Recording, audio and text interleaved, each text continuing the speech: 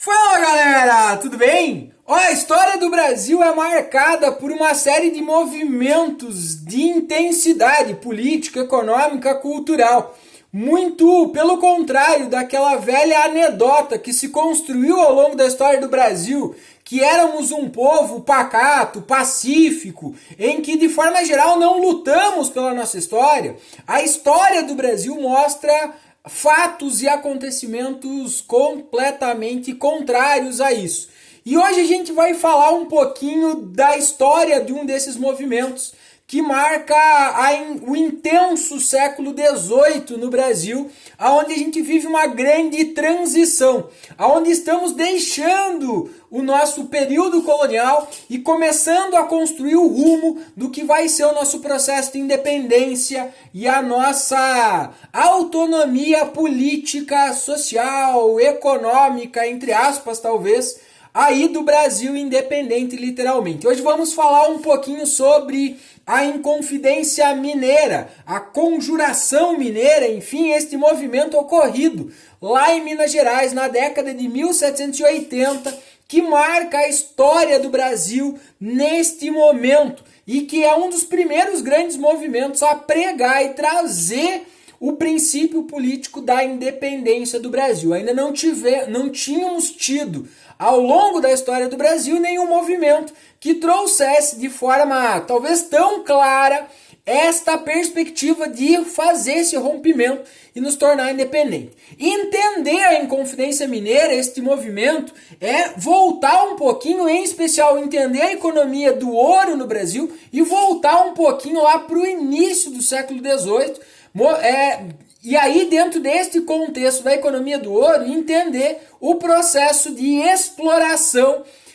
materializado e construído pela coroa portuguesa para literalmente explorar, tirar daqui as nossas riquezas, enfim, e que isso vai causar ou vai construir frente à população brasileira, aos mineiros, um processo bastante intenso de controle social e econômico nesse momento. Tanto é que em 1720 nós vamos ter a famosa revolta de Filipe dos Santos, um movimento que já começava a questionar este excesso da fiscalização e do controle da coroa portuguesa sobre a economia do ouro. Ao decorrer desses anos, das décadas posteriores, a economia do ouro brasileiro vai chegar no seu auge e vai começar a apresentar a decadência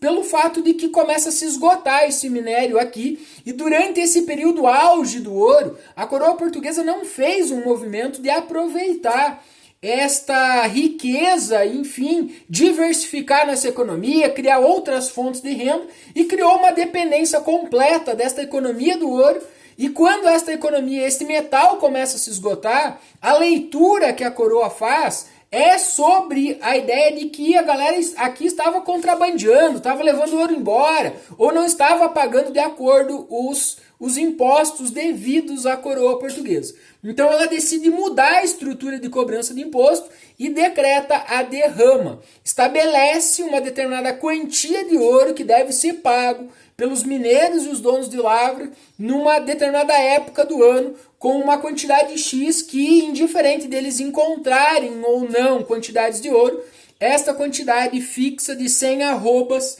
deveria ser paga neste momento. Somado a esse contexto, desses excessos da exploração, da fiscalização, do controle da coroa portuguesa, e neste momento, quase aí caminhando para o final do século XVIII, circulava no mundo as grandes ideias iluministas, do liberalismo econômico, da soberania política, né? Os governos do antigo regime estavam sendo colocados à prova na Europa, os grandes movimentos começavam a se desenhar nesse momento. Tínhamos acabado de assistir à independência dos Estados Unidos, que em especial para este movimento da Inconfidência Mineira serviu de uma influência, de uma base fundamental, tanto que alguns dos intelectuais envolvidos na Inconfidência Mineira tentaram buscar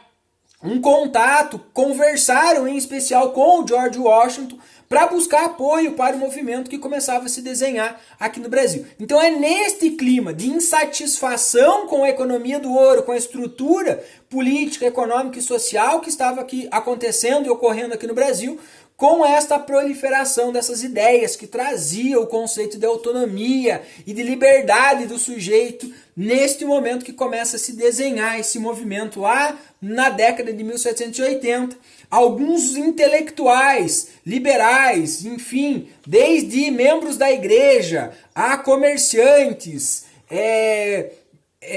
militares, enfim, alguns desses de pessoas letradas, ligadas em especial, estudantes, comerciantes, ligadas à elite mineira nesse momento, reúnem-se frente a estas condições de imposição da coroa portuguesa e organizam este movimento. Destaque para a figura de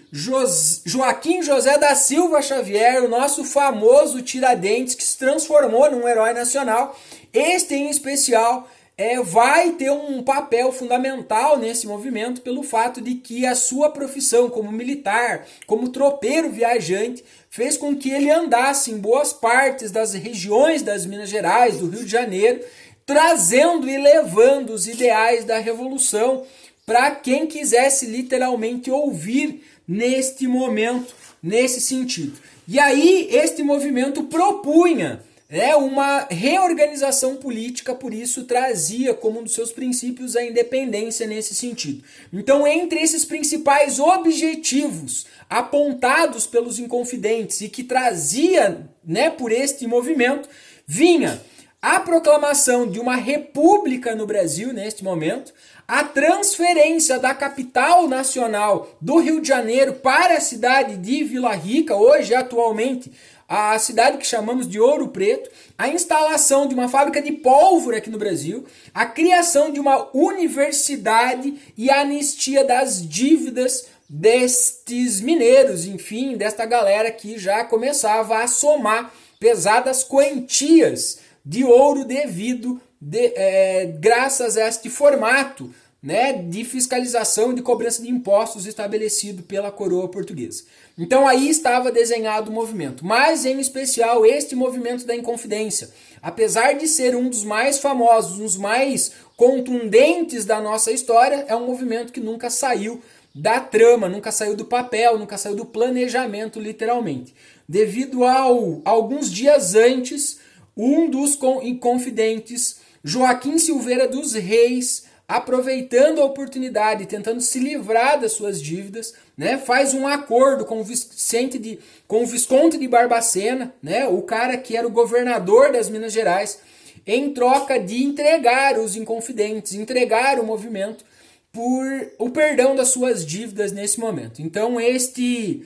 Inconfidente, o Joaquim Silveira dos Reis, delata os seus parceiros de movimento, entregando-os, e aí em março de 1789, a prisão dos Inconfidentes é decretada. Em abril de 1792, acontece o julgamento e as sentenças de todos os envolvidos no processo da Inconfidência Mineira.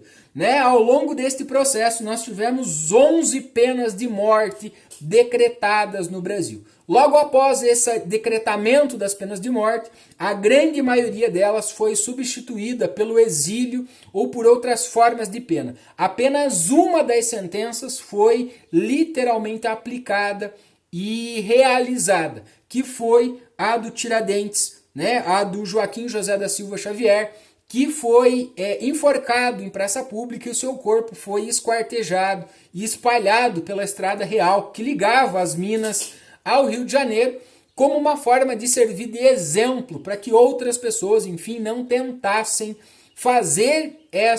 ou um outro movimento parecido com esse, enfim, dentro desse sentido. Então ele foi usado literalmente como exemplo. Suas terras foram tomadas, sua casa foi também destituída, aonde ele morava, a terra foi totalmente salgada para que nada nascesse ali, e os seus herdeiros,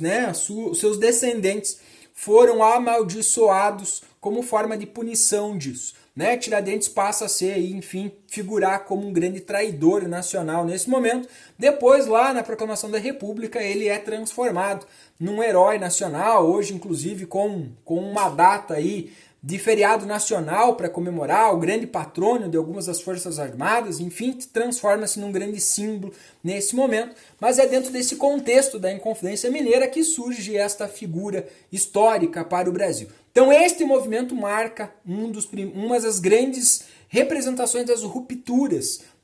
de como começamos a deixar o nosso período talvez aí colonial para começar a construir a nossa independência aí logo na primeira metade do século XIX, ok? Ó, gostou do vídeo? Deixa sua curtida, segue o canal.